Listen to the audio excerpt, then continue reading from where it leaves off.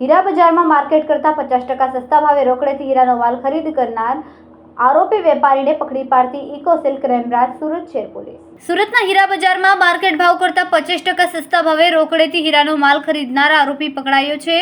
હાલના ઝડપી યુગમાં સુરત શહેરનો વિસ્તાર ખૂબ જ મોટા પાયે વિકાસ પામી રહ્યો હોય અને મોટા વેપાર સાથે સંકળાયેલ તેમજ સુરત શહેર ડાયમંડ અને ટેક્સટાઇલના વેપારનો હબ છે.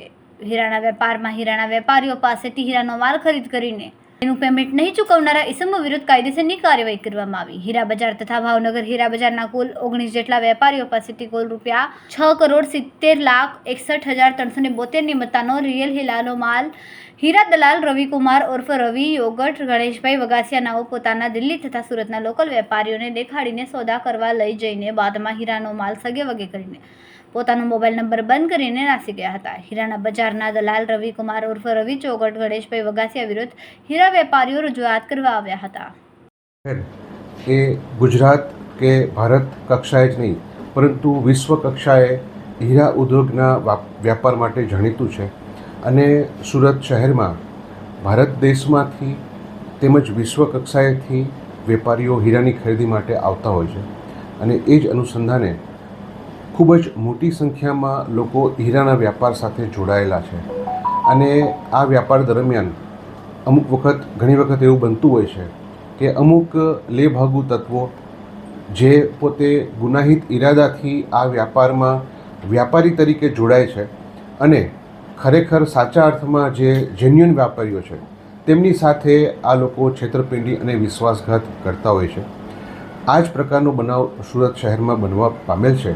જે બનાવમાં બે અલગ અલગ ફરિયાદીઓ શ્રી અરવિંદભાઈ તથા શ્રી આકાશભાઈએ હીરાની છેતરપિંડી અને વિશ્વાસઘાત બાબતની ફરિયાદ આપેલ છે. આકાશભાઈ દ્વારા આપવામાં આવેલ ફરિયાદમાં આકાશભાઈ તથા અન્ય સાહેદો સાથે કુલ 6,70,00,000 રૂપિયાની હીરાનું વિશ્વાસઘાત અને ચીટિંગ કરી અને માલ લઈ જઈ અને પૈસા ચૂકવ્યા નહીં હોવા અંગેની ફરિયાદ આપવામાં આવેલ છે.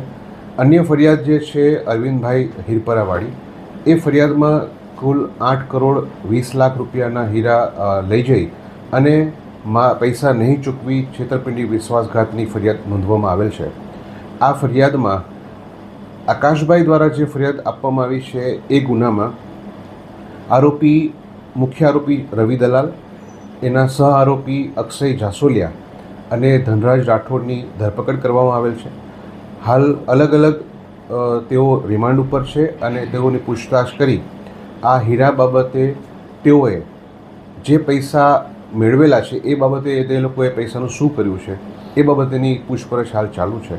અને અન્ય ગુનામાં જીતેન્દ્ર કરીને જે આરોપી હતો એની ધરપકડ થઈ ચૂકી છે, જે અત્યારે હાલ જ્યુડિશિયલ કસ્ટડીમાં છે.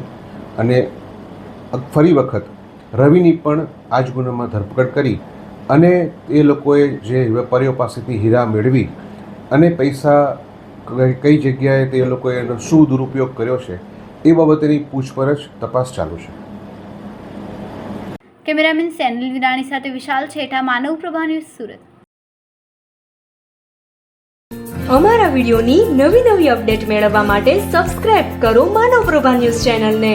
બેલ આઇકન ક્લિક કરો લેટેસ્ટ વિડિયો સૌથી પહેલા